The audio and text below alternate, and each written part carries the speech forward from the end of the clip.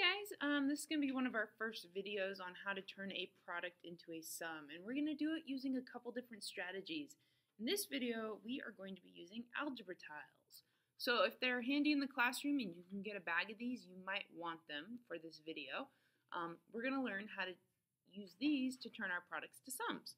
So let's try a problem. Let me show you what I'm talking about. We'll write example 1. So far, what we've been learning in class is we've been going sum to product. We've been doing the opposite. So to give you an example, I could tell you that I have x squared plus 6x plus 8. And that is a sum. It's an expression. So I'm going to write sum. But I want to change the way it looks. I'm not solving for x yet. There's no equal sign. I'm not actually solving an equation. But I want to rewrite it so it looks different. So I want it to equal something in a different format. I want it to look like a product. Basically, I want to multiply two things together. Something times something. That is equivalent to this. So if I'm using the algebra tiles, first off, you have to know your tiles, and hopefully you've watched earlier videos or you've done this in class. But the x squared is the one that's teal and blue, and it looks like this. There's my x squared. 6 x's means I need 6 of these ones. So there's 1. I need 6 altogether. So 2, 3, 4, 5, and then there's my 6. And then 8, sorry, that's the bell for school. 8 means I need 8 little units. So I'm going to drop these on here. 1, 2, 3, 4, 5, 6, 7, 8. All right, now here's our job. So we're going to take all these pieces and put them together to make one rectangle. And the rectangle can be long and skinny, it can be a little bit more square-like, it just has to fit together perfectly. So my challenge to you is to pause the video and do that on your own. See if you can put all these pieces together. And a little hint is there's like 5 or 6, at least 5 or 6 different variations, maybe even more actually, where you can put this together. But I'm going to do mine now. Hopefully you're unpausing the video, and I'm going to arrange this so it makes a perfect rectangle. I'm going to take the x squared, put it here, and then I'm going to start stacking some x's on the side of it. They're a perfect fit, so I know they're going to line up. I'm actually going to put a couple of them up on top too, like this. There we go. And then I'm going to take all these little units and start filling in the gaps here. Let's see here. We're going to get all these in. And I think I should get, as long as I arrange these nicely, a perfect fit. Yep, there we go. Okay, so there it is. There is my rectangle, and it's all perfectly fitting together. So now the next step is to figure out what the length and the width is. So if I had to label it, here is the width of my rectangle, and here is the length of my rectangle. And what I know is that the area of this thing is the same as doing length times width. Well, I know the area of the rectangle. It's x squared, 6 x's, and 8 units. This is the area. We already know the answer, but we're going to rearrange the answer so that we're multiplying the dimensions. So what's the length over here? Well, I'm going to use more algebra tiles to measure the length. It looks like the length measures here, I would say x long, and then up here I would say that looks like the length measures 2 units. Like look, if I put this right up against it, it's a perfect fit. So my length is that, it's x plus 2. So I'm going to put my length as x plus 2. Now let's find the width. Well, the width is along the bottom, and it looks like along the bottom I probably could fit an x, yep. Definitely an x, and then it looks like 1, 2, 3, 4 little units. So I'm going to put those 1, 2, 3, 4 units right here. There we go. 4 little units. I'm going to pull those back. So it looks like, I'll make these all blue. Technically, they should all be blue. So it looks like x plus 4 little units. So my width is x plus 4. And there we go. Now we got our answer. We've taken our sum and we've turned it into a product by measuring the length and the width. But in the next couple videos, we actually want to spin this process around. I want to start by giving you the product, and you go back and find the sum. So we are going to reverse this process. So let's wipe our board clean and let's start fresh here and let's try to reverse it. So, example 2. We are going to go in reverse. We are going to start with the product and we're going to go back to finding the sum. They're equivalent expressions. They mean the exact same thing. It's like two ways of writing something.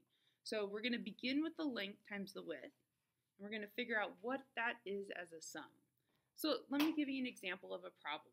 Let's say I told you my length was x plus 1 and 2x plus 1. That's my length and my width. Let's find the sum. Okay, well, x plus 1, let's see. If I'm using the units, that means I have an x and a 1. And 2x plus 1 means I have 2 x's plus another little unit. Now, as I'm piecing this together, here's what I'm thinking. This is the length and this is the width of my rectangle. So I'm going to connect them here at the corner. And my rectangle needs to fit within those boundaries. In fact, because I have paper and pencil and a lot of space here, I'm actually going to trace this right here. That wasn't a very good trace. It's not super straight. Let me fix that up a little bit. But here it is. This is my labeled dimensions. So this is my length, this is my width, and I need to fit a rectangle basically within this space. I need to find which algebra tiles would fit right into that space, because here's the length, x plus 1, and here's the width, 2x plus 1. What fits inside of there? So now's the part where I get to kind of play around. I get to grab different algebra tiles and see what I can fit perfectly in there. Let's see, I can try all different types. Oh, that's too big. And I have to start piecing together a plan of which ones are actually going to go in this space. It has to fit perfectly together. This might be hard. So you might want to try pausing the video and see if you can do it yourself first. As you're unpausing the video, I'm going to show you a solution.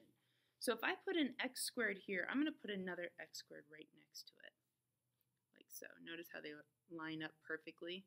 Let me get these a little closer. Okay, if I put the x squared and the x squared there, I'm imagining, I kind of traced it short, but I bet I could fit an x right there. And I bet you on top I could fit a couple of x's also, and a little unit. And I know this is a perfect fit because if I back out my length and width, there's my rectangle. It perfectly fits together. And if I slide these back in, perfect fit, perfect fit. So we just found our answer. Look, we have x squared, x, x, x, and a unit tile. So I see 2 of the x squared tiles, plus I see 1, 2, 3 x's, plus I see 1 little unit, plus 1. And there's my answer. I've now turned my product back into a sum. So we are going to try a few of these. We're going to be practicing these in class a lot, where we want to turn the product back into a sum using all these algebra tile pieces. So let's give it a shot. Let's try one more in this video here. We'll do an example 3. I want to make sure you really get this. So here we go, example 3. Same directions. We are reversing our process. We want to go product to sum. So here we go. We're going to write product, and we're going to write sum. And we want to find equivalence.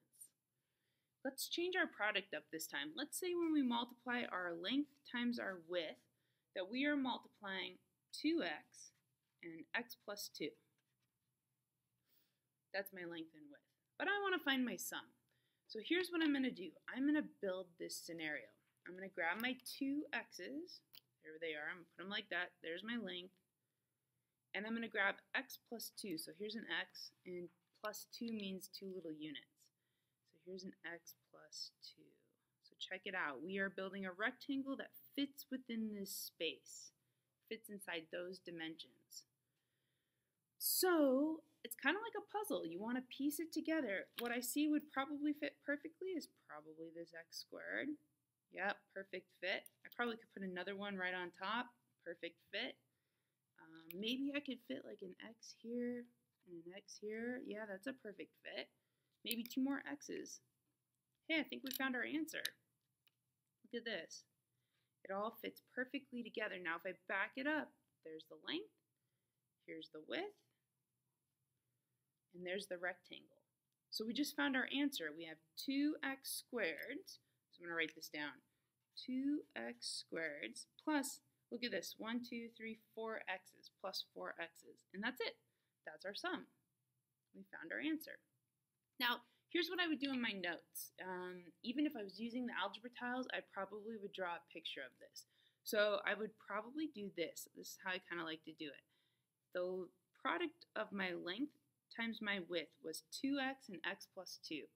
So what I'm going to do is I'm going to draw this little corner, and I'm going to label it 2x and x plus 2. And then what I'm going to do is I'm going to draw the 2 x's. So here are my 2 x's. 1, 2, just a light sketch of what they look like. And my x plus 2 is like this, and 2 little units. Then I'm going to show how I pieced it together. What I did is I tried to find a perfect fit when I put this together. So basically I tried to make a perfect fit inside of here. So my strategy when I'm doing this is what I like to do, and I'm going to zoom in so you can see it a little closer, is I like to use where the tiles connect to draw lines. For instance, I'm seeing this and I'm like, okay, well, I'll just draw a line across. Okay, I'm going to draw a line here, and here's another spot where they connect. I'll draw a line here. Look, there's my solution. X squared, x, x, x. Same thing we have over here with all these algebra tiles, but just hand-drawn instead. So my paper and my notes, usually like I use my algebra tiles, but then this ends up being kind of what my answer looks like. I've got the product, I've got the sum, and I've got the picture. So I'm going to write pic. Now I'm going to post more videos on this, how to go product to sum. But it's really important that you kind of understand how to label and show all this work. And this is really big, how to put these algebra tiles together to make the length and the width fit perfectly. So look forward to more videos on that. Thanks, guys.